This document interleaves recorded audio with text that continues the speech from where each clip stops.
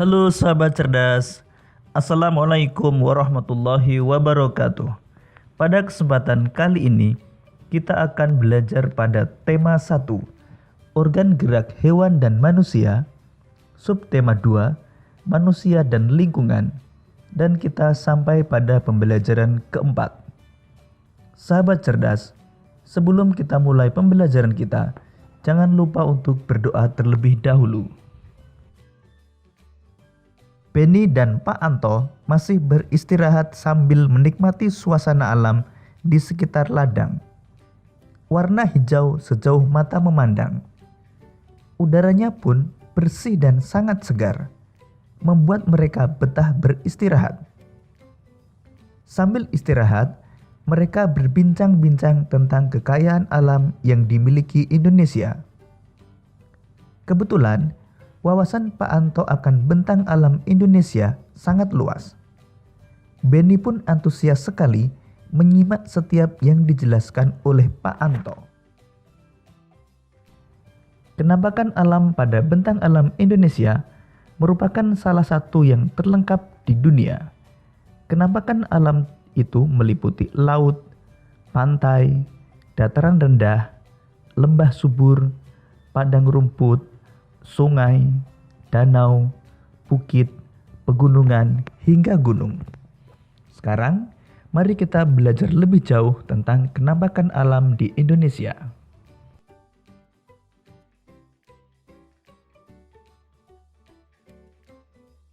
Amatilah keempat gambar penampakan berikut. Kemudian berilah tanda centang pada gambar yang menunjukkan penampakan alam yang ada di Indonesia. Dan berilah tanda silang pada gambar yang menunjukkan penampakan buatan yang ada di Indonesia. Gambar pertama gunung, merupakan penampakan alam. Gambar kedua sungai, merupakan penampakan alam. Gambar ketiga danau, merupakan penampakan alam. Dan gambar keempat bendungan, merupakan penampakan buatan. Sahabat cerdas, dari gambar tersebut kita mengetahui ada penampakan alam dan penampakan buatan. Lalu apa itu penampakan alam dan penampakan buatan? Mari kita belajar lebih jauh mengenal penampakan alam dan penampakan buatan.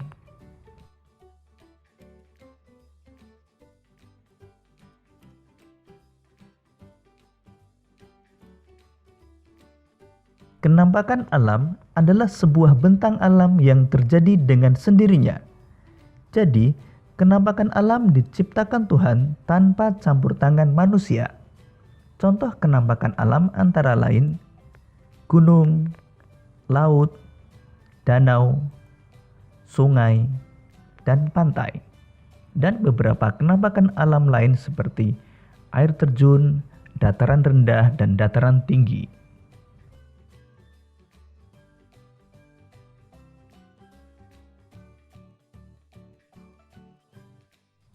Sedangkan penampakan buatan adalah penampakan yang dibuat manusia untuk kepentingan tertentu.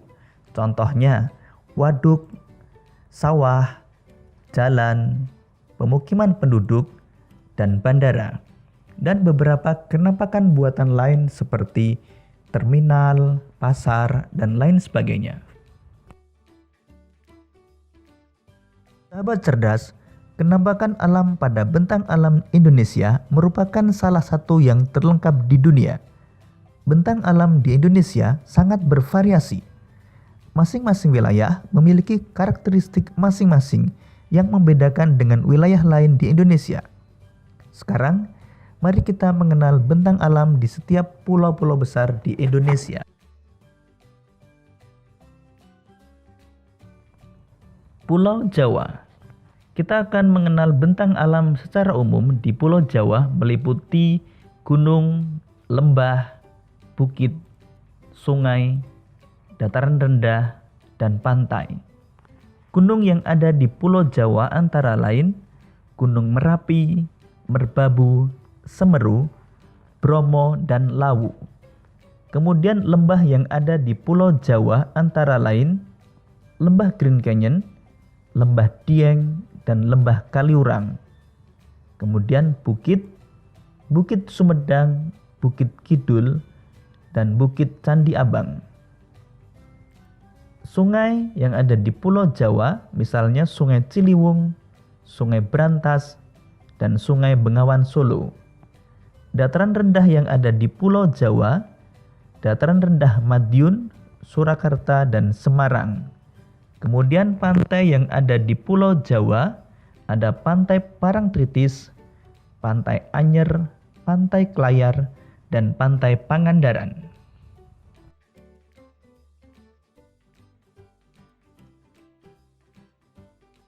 Pulau Sumatera. Bentang alam secara umum di Pulau Sumatera, gunung ada Gunung Marapi, Gunung Kerinci, Gunung Talang, Gunung Sinabung, dan Gunung Dompo. Kemudian lembah ada Lembah Anai, Lembah Ngarai Sianok, dan Lembah Harau. Kemudian untuk bukit ada Bukit Pasai, Bukit Barisan, dan Bukit Minangkabau. Sungai ada Sungai Musi, Sungai Angkola, dan Sungai Bangko. Dataran rendah ada Dataran rendah Asahan, Muaro Jambi, dan Kota Jambi. Kemudian pantai ada Pantai Ipoh, Pantai Trikora, Pantai Sorake, dan Pantai Air Manis.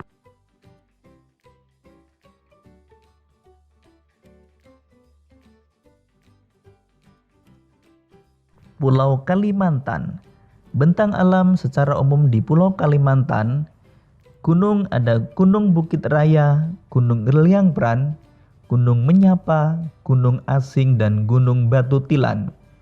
Kemudian lembah ada Lembah Bawang dan Lembah Kahung.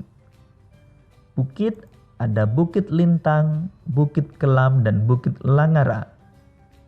Kemudian sungai ada Sungai Kapuas, Sungai Mahakam, dan Sungai Martapura.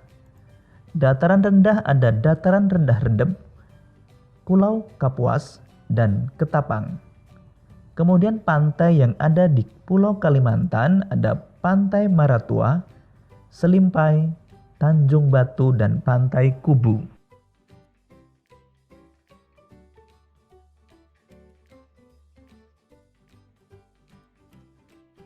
Pulau Sulawesi. Bentang alam secara umum di Pulau Sulawesi. Gunung ada Gunung Latimojong, Gunung Tondano, Gunung Kelabat, dan Gunung Soputan. Kemudian lembah ada Lembah Lemelu, Lembah Rama, dan Lembah Biru. Kemudian bukit ada Bukit Barui, Bukit Luwu, dan Dataran Tinggi Wajo. Kemudian sungai ada Sungai Maraleng, kemudian Sungai Poso, dan Sungai Maraju. Dataran rendah ada Dataran rendah Mamuju, Maros, dan Bulukumba. Kemudian pantai ada Pantai Losari, Pantai Dato, Pantai Lakeba, dan Pantai Pulisan.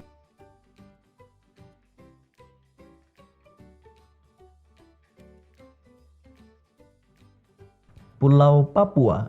Bentang alam secara umum di Pulau Papua. Gunung ada Gunung Puncak Jaya, Puncak Mandala, dan Puncak Trikora.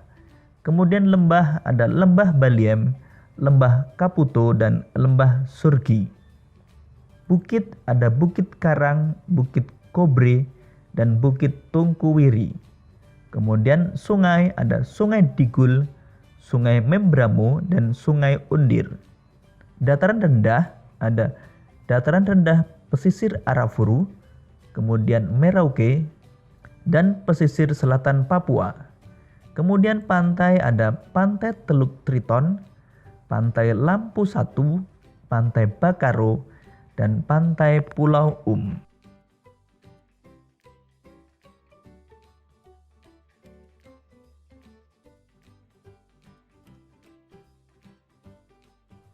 Kepulauan Maluku. Bentang alam secara umum di Kepulauan Maluku antara lain gunung ada Gunung Binaya, Gunung Gamalama, Gunung Dukono, dan Gunung Gamkonora. Lembah ada Lembah Alimato, Lembah Agro, dan Lembah Manulesa. Kemudian bukit ada Bukit Masbait, Bukit Laguna, dan Bukit Tidore. Sungai ada Sungai Yaro, Sungai Apu, dan Sungai Eti. Kemudian dataran rendah ada dataran rendah Kei, dataran rendah Morotai, dan dataran rendah Seram. Kemudian pantai ada Pantai Ora, Pantai Guarici, Pantai Tobelo, dan Pantai Natsepa.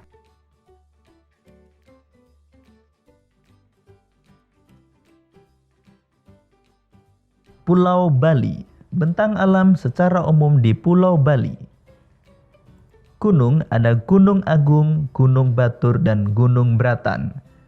Kemudian lembah ada Lembah Bidadari, Lembah Pantunan, dan Lembah Tukat Melangit. Kemudian bukit ada Bukit Belong, Bukit Campuhan, dan Bukit Batu Kursi. Kemudian sungai ada Sungai Badung, Sungai Petano, dan Sungai Nyuling. Dataran rendah ada dataran rendah Gianyar, dataran rendah Tabanan, dan dataran rendah Buleleng. Kemudian pantai ada Pantai Nusa Dua, Pantai Kuta, Pantai Sanur, dan Pantai Jimbaran.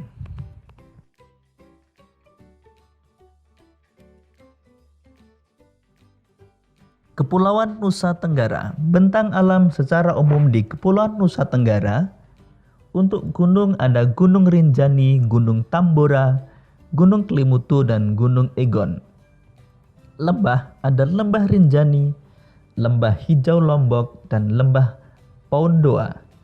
Kemudian bukit ada Bukit Wairinding, Bukit Manduu, dan Bukit Merese. Kemudian sungai ada Sungai Wanokaka, Sungai Tuasene, dan Sungai Powu. Kemudian dataran rendah ada dataran rendah Lombok, dataran rendah Sumbawa, dan dataran rendah Flores. Dan pantai ada Pantai Senggigi, Pantai Selong Belana, kemudian Pantai Gili Trawangan, dan Pantai Lasiana.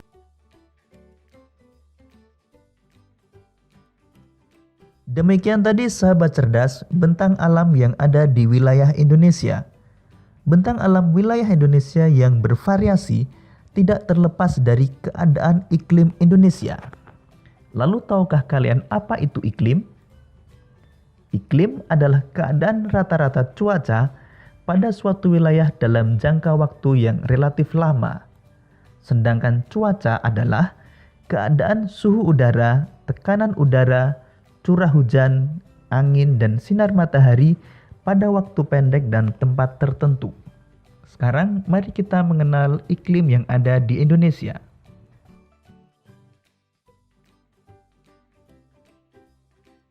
Letak astronomis Indonesia yang berada di wilayah tropis membuat Indonesia beriklim tropis. Ciri-ciri iklim tropis antara lain suhu udara yang tinggi sepanjang tahun, yaitu sekitar 27 derajat Celcius. Kemudian perbedaan suhu pada musim kemarau dan musim hujan relatif kecil. Lamanya siang dan malam hampir sama, yaitu 12 jam. Serta curah hujan yang tinggi dan penyinaran matahari sepanjang tahun.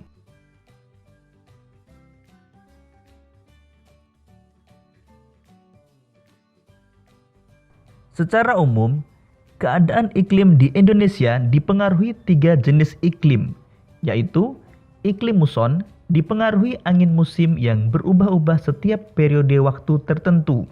Satu periode perubahan adalah 6 bulan. Yang kedua, iklim tropis terjadi karena Indonesia berada di daerah tropis. Suhu tinggi mengakibatkan penguapan tinggi dan berpotensi terjadinya hujan. Dan yang ketiga, iklim laut terjadi karena Indonesia memiliki wilayah laut luas, sehingga banyak penguapan dan mengakibatkan hujan. Sahabat cerdas, tahukah kalian bahwa bentang alam, kondisi fisik wilayah, dan keadaan iklim berpengaruh terhadap besar dan beragamnya flora dan fauna? Begitu juga yang terjadi di Indonesia. Sekarang, mari kita mengenal beragamnya flora dan fauna yang ada di Indonesia. Kemudian, kita akan menentukan ide pokok setiap paragraf. Beragamnya flora dan fauna Indonesia. Indonesia sangat kaya dengan keragaman flora dan fauna. Keanekaragaman hayati Indonesia bahkan termasuk 3 besar dunia bersama dengan Brazil di Amerika Selatan dan Zaire di Afrika.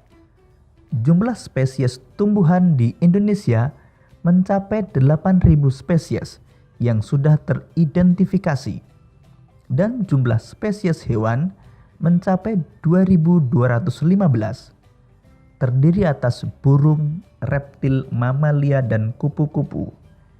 Kalimat utama pada paragraf pertama adalah kalimat pertama.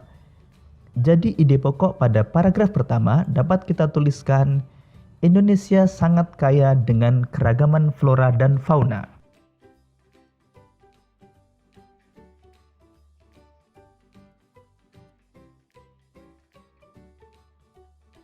Banyak faktor yang menyebabkan kaya dan beragamnya flora dan fauna di Indonesia, seperti iklim. Iklim memiliki peranan penting bagi persebaran flora dan fauna di setiap daerah. Dalam iklim terdapat faktor kelembapan, suhu udara, dan angin. Kelembapan udara dan suhu udara sangat penting bagi pertumbuhan fisik tumbuhan. Sedangkan angin dapat mempengaruhi proses penyerbukan pada tumbuhan. Sebagai contoh, tumbuhan yang berada di iklim tropis akan tumbuh subur sepanjang tahun karena memiliki sinar matahari dan curah hujan yang cukup. Jika tumbuhan dapat hidup dengan baik di suatu daerah, maka akan memancing hewan-hewan untuk datang, karena tumbuhan merupakan bahan makanan yang penting bagi sebagian besar hewan. Bukti dari pernyataan tersebut dapat dilihat dan dibandingkan antara daerah dengan curah hujan tinggi seperti Indonesia dibandingkan dengan daerah gurun yang curah hujannya sangat kecil. Keanekaragaman flora dan fauna di Indonesia jauh lebih banyak dibandingkan dengan keanekaragaman flora dan fauna daerah gurun. Kalimat utama pada paragraf kedua terdapat pada kalimat pertama. Jadi ide pokok paragraf kedua dapat kita tuliskan, faktor iklim yang menyebabkan kaya dan beragamnya flora dan fauna di Indonesia. Faktor penyebab kaya dan beragamnya flora dan fauna di Indonesia adalah tanah. Tingkat kesuburan tanah, suhu tanah, dan daya serap air berpengaruh pada baik tidaknya tumbuhan. Tentunya, pertumbuhan tanaman di daerah yang tingkat kesuburan tanah, suhu tanah, dan daya serap airnya baik akan berbeda dengan daerah yang tingkat kesuburan tanah, suhu tanah, dan daya serap airnya kurang baik. Contoh perbedaan yang dikarenakan karakteristik kondisi tanah ini dapat dilihat dan dibandingkan antara hutan di Kalimantan yang subur dengan hutan di Nusa Tenggara. Kalimat utama pada paragraf ketiga adalah kalimat pertama, sehingga ide pokok dapat kita tuliskan, faktor penyebab kaya dan beragamnya flora dan fauna di Indonesia adalah tanah.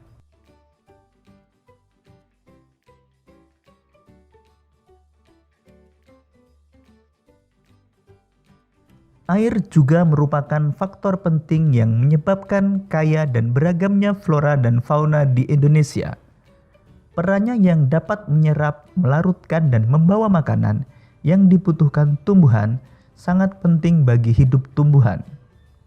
Flora yang ada di daerah dengan curah hujan yang rendah memiliki keanekaragaman yang juga rendah dibandingkan dengan daerah yang memiliki curah hujan tinggi.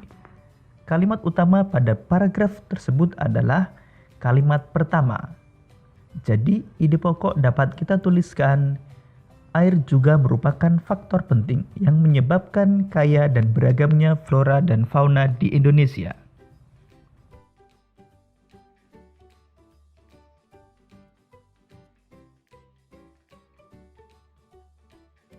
Selain iklim, tanah, dan air yang merupakan faktor abiotik, ada juga faktor biotik yang mempengaruhi kaya dan beragamnya flora dan fauna di Indonesia, yakni manusia. Manusia dengan ilmu dan pengetahuan serta teknologi yang dimilikinya dapat mengembangkan varietas atau jenis-jenis flora dan fauna baru. Begitu juga dengan tingkat mobilitasnya atau pergerakan, manusia bisa membawa dan menyebarkan flora dan fauna dari daerah satu dengan yang lain. Kalimat utama pada paragraf kelima terdapat pada kalimat pertama. Jadi ide pokok pada paragraf kelima dapat kita tuliskan faktor biotik yang mempengaruhi kaya dan beragamnya flora dan fauna di Indonesia, yakni manusia.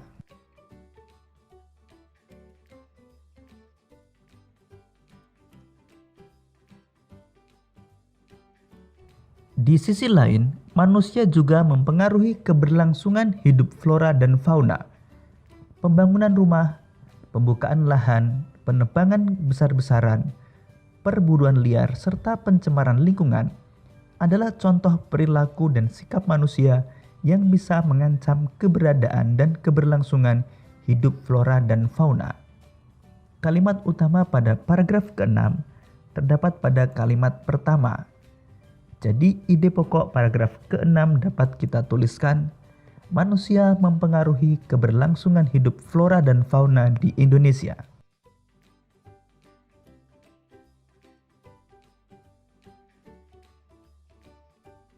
Faktor biotik selain manusia adalah hewan dan tumbuhan itu sendiri. Hewan dan tumbuhan juga dapat mempengaruhi keragaman flora dan fauna. Misalnya, dilihat dari rantai makanan dan sistem penyerbukannya. Kalimat utama pada paragraf ke-7 terdapat pada kalimat pertama. Jadi ide pokok paragraf ke-7 dapat kita tuliskan, faktor biotik selain manusia adalah hewan dan tumbuhan. Demikian tadi sahabat cerdas, faktor-faktor yang menyebabkan beragamnya flora dan fauna yang ada di Indonesia. Selanjutnya kita akan belajar untuk mengenal persebaran flora dan fauna di Indonesia.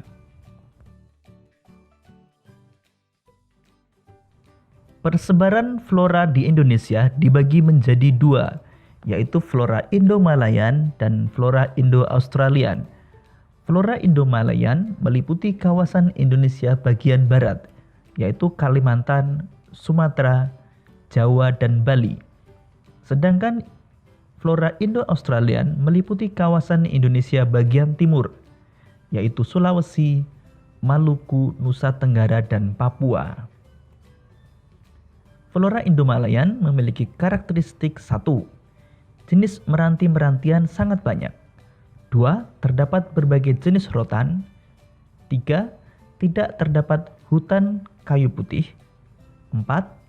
Jenis tumbuhan matoa sedikit jumlahnya. 5. Jenis anggrek sedikit jumlahnya. 6. Terdapat berbagai jenis nangka. Dan yang ke-7, tidak banyak tumbuhan sagu. Sedangkan karakteristik flora Indo-Australian antara lain 1. Jenis meranti-merantian hanya sedikit. 1. Jenis meranti-merantian hanya sedikit. 2. Tidak terdapat berbagai jenis rotan. 3. Terdapat hutan kayu putih. 4. Terdapat berbagai jenis tumbuhan matoa. 5. Jenis anggrek banyak. 6. Tidak terdapat jenis nangka. 7. Banyak terdapat tumbuhan sagu.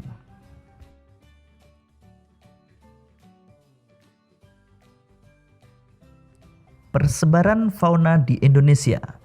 Perhatikan peta persebaran fauna berikut ini. Menurut coraknya, fauna Indonesia dikelompokkan menjadi 3, yaitu fauna bagian barat, fauna bagian tengah, dan fauna bagian timur.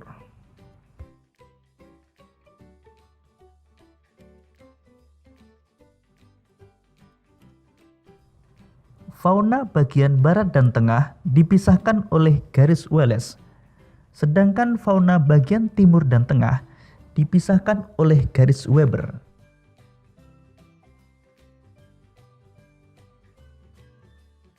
Fauna Indonesia bagian barat atau tipe Asiatis mencakup wilayah Jawa, Sumatera, Bali, dan Kalimantan. Contoh hewan yang termasuk tipe Asiatis antara lain gajah, badak bercula satu, harimau Sumatera, orang utan, dan beruang madu.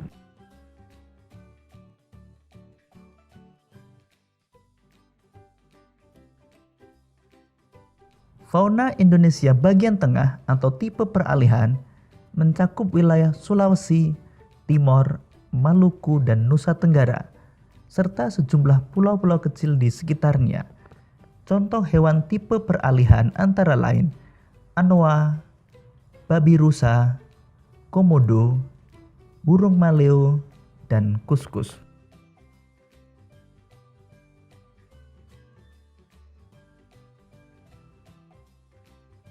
Fauna Indonesia bagian timur atau tipe Australis mencakup wilayah Halmahera, Papua, dan Kepulauan Aru. Contoh hewan tipe Australis antara lain burung cendrawasih, burung nuri, walabi, burung kasuari, dan kanguru pohon. Demikian sahabat cerdas keragaman flora dan fauna yang ada di Indonesia. Kita sebagai bangsa Indonesia wajib untuk melestarikan keberadaan flora dan fauna tersebut. Tindakan seperti pembakaran hutan, penebangan liar, dan perburuan liar dapat mengancam keberadaan flora dan fauna dan dapat menyebabkan punahnya jenis flora dan fauna tertentu. Tindakan tersebut tidak sesuai dengan sila-sila Pancasila. Oleh karena itu, kita harus mengembangkan sikap dan perilaku yang baik yang sesuai dengan nilai-nilai luhur Pancasila. Sekarang mari kita mengenal penerapan nilai-nilai sila Pancasila. Pengamalan sila-sila Pancasila. Sekarang mari kita pasangkan antara sila-sila Pancasila dengan pengamalannya. Sila pertama, mempersilahkan teman untuk melaksanakan peribadahan. Sila kedua, menjenguk teman yang sakit. Sila ketiga, belajar kesenian dari daerah lain. Sila keempat, menggunakan hak pilih dalam pemilu. Dan sila kelima, mengadili pelanggar hukum sesuai dengan undang-undang.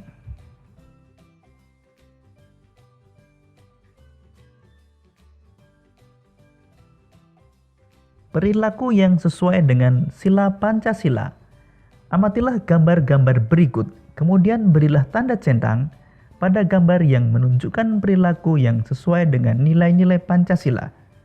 Dan berilah tanda silang pada gambar yang menunjukkan perilaku yang tidak sesuai dengan nilai-nilai Pancasila.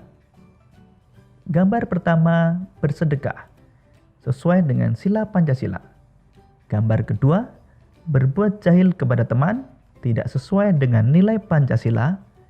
Gambar ketiga, membersihkan lingkungan, sesuai dengan sila Pancasila. Gambar keempat, bergotong royong, sesuai dengan sila Pancasila. Gambar kelima, membuang sampah ke sungai, tidak sesuai dengan sila Pancasila. Gambar keenam, beribadah sesuai keyakinan, sesuai dengan sila Pancasila. Gambar ke-7, menjenguk teman yang sakit, sesuai dengan sila Pancasila.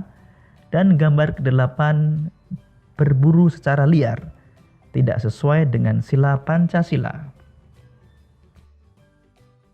Demikian tadi sahabat cerdas pembelajaran kita pada tema 1, subtema 2, dan pembelajaran keempat.